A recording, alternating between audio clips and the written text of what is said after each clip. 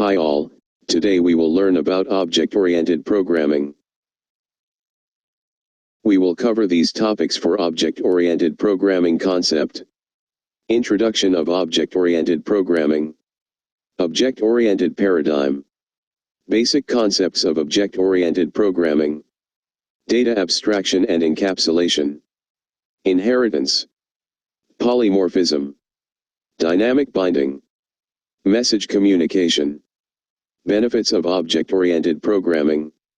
And applications of object-oriented programming.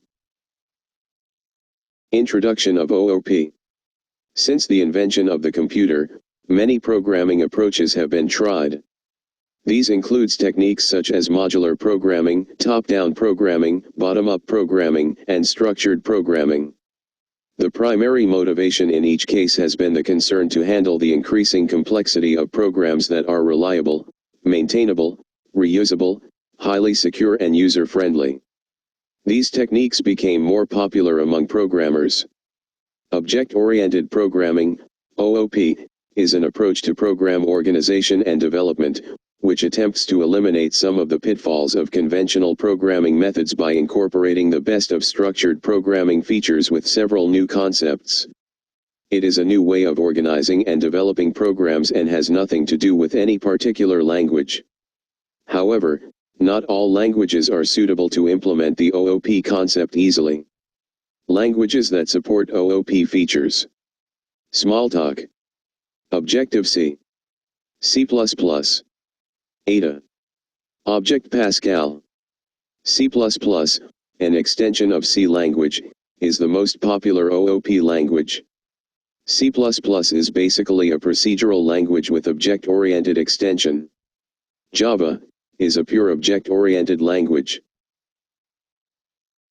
Object-oriented paradigm. Major objective of object-oriented approach is to eliminate some of the flaws encountered in the procedural approach. OOP treats data as a critical element in the program development and does not allow it to flow freely around the system. It ties data more closely to the functions that operate on it and protects it from unintentional modification by other functions. OOP allows us to decompose a problem into a number of entities called objects and then build data and functions, known as methods in Java. The combination of data and methods make up an object. Object equals data plus methods. The data of an object can be accessed only by the methods associated with that object. However, methods of one object can access the methods of other objects. Features of object-oriented paradigm. Emphasis is on data rather than procedure. Programs are divided into what are known as objects. Data structures are designed such that they characterize the objects. Methods that operate on the data of an object are tied together in the data structure. Data is hidden and cannot be accessed by external functions. Objects may communicate with each other through methods. New data and methods can be easily added whenever necessary. And follows bottom-up approach in program design. Definition of OOP. Object-oriented programming is an approach that provides a way of modularizing programs by creating partitioned memory area for both data and functions that can be used as templates for creating copies of such modules on demand. This means that an object is considered to be a partitioned area of computer memory that stores data and a set of operations that can access the data. Since the memory partitions are independent, the objects can be used in a variety of different programs without modifications. Basic concepts of object-oriented programming. Objects and classes. Objects are the basic runtime entities in an object-oriented system. They may represent a person, a place, a bank account, a table of data or any item that the program may handle. They may also represent user-defined data types such as vectors and lists. When a program is executed, the objects interact by sending messages to one another. The objects contain data and code to manipulate that data. The entire set of data and code of an object can be made a user-defined data type using the concept of a class. A class may be thought of as a data type and an object as a variable of that data type. Once a class has been defined, we can create any number of objects belonging to that class. Each object is associated with the data of type class with which they are created. A class is thus a collection of objects of similar type. Representation of an object. Please find one figure for representation of an object. In this figure, person is one object, name and basic pay are data, and salary and tax are methods. Data abstraction and encapsulation.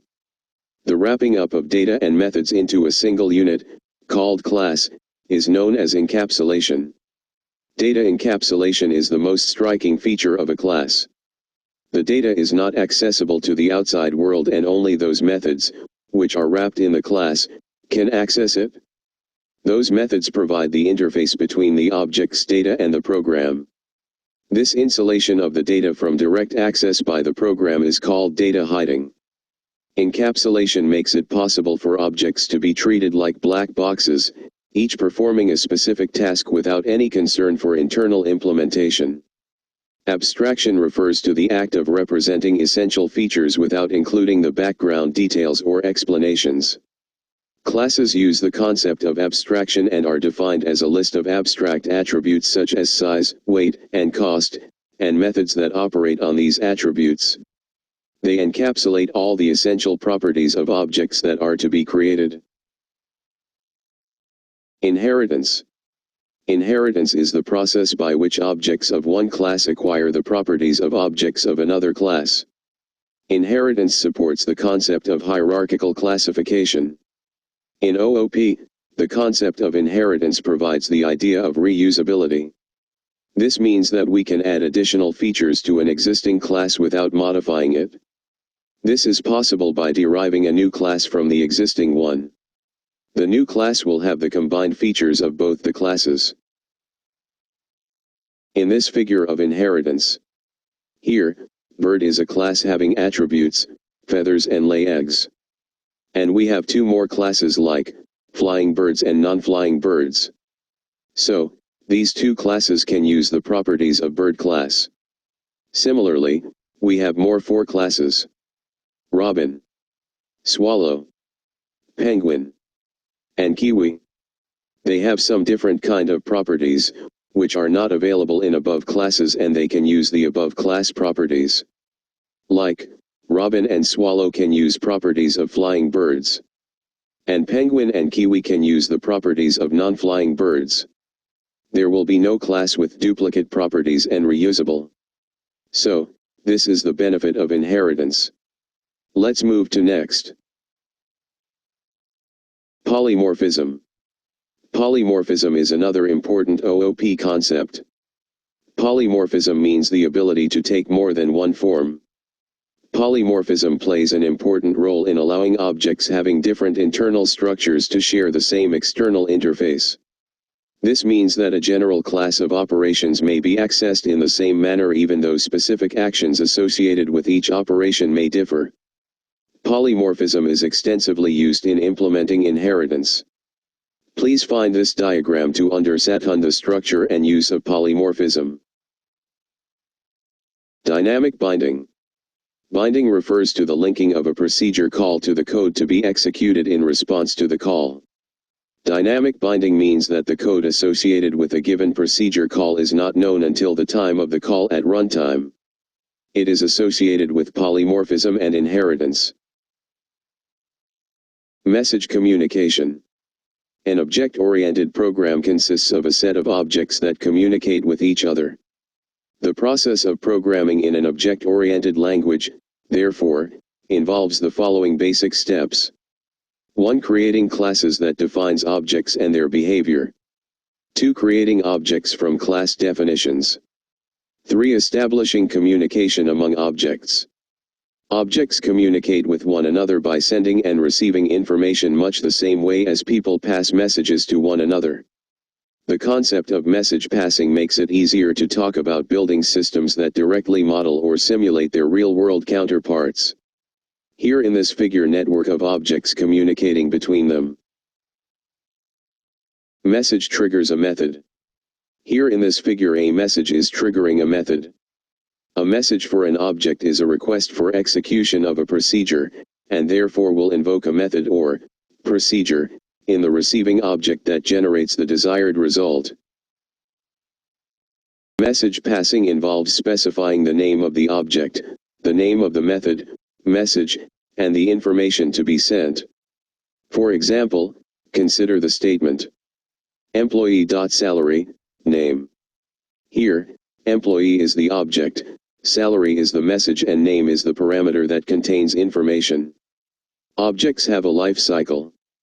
They can be created and destroyed. Communication with an object is feasible as long as it is alive. Benefits of OOP. OOP offers several benefits to both the program designer and the user. Object orientation contributes to the solution of many problems associated with the development and quality of software products. The new technology promises greater programmer productivity, better quality of software, and lesser maintenance cost. The principal advantages are: through inheritance, we can eliminate redundant code and extend the use of existing classes. We can build programs from the standard working modules that communicate with one another, rather than having to start writing the code from scratch. This leads to saving of development time and higher productivity. The principle of data hiding helps the programmer to build secure programs that cannot be invaded by code in other parts of the program. It is possible to have multiple objects to coexist without any interference. It is possible to map objects in the problem domain to those objects in the program. It is easy to partition the work in a project based on objects. The data-centered design approach enables us to capture more details of a model in an implementable form. Object-oriented systems can be easily upgraded from small to large systems. Message passing techniques for communication between objects make the interface descriptions with external systems much simpler. Software complexity can be easily managed. Applications of OOP. OOP is one of the programming buzzwords today. There appears to be a great deal of excitement and interest among software engineers in using OOP. Applications of OOP are beginning to gain importance in many areas. The most popular application of object-oriented programming, up to now, has been in the area of user interface design such as Windows. There are hundreds of windowing systems developed using OOP techniques. Real business systems are often much more complex and contain many more objects with complicated attributes and methods. OOP is useful in this type of applications because it can simplify a complex problem. The promising areas for application of OOP includes real-time systems, simulation and modeling, object-oriented databases, hypertext, hypermedia, and experttext, AI and expert systems, neural networks and parallel programming, decision support and office automation systems, and CIM, CAD, or CAD system. It is believed that the richness of OOP environment will enable the software industry to improve not only the quality of software systems but also its productivity. Object-oriented technology is certainly changing the way software engineers think, analyze, design and implement systems today.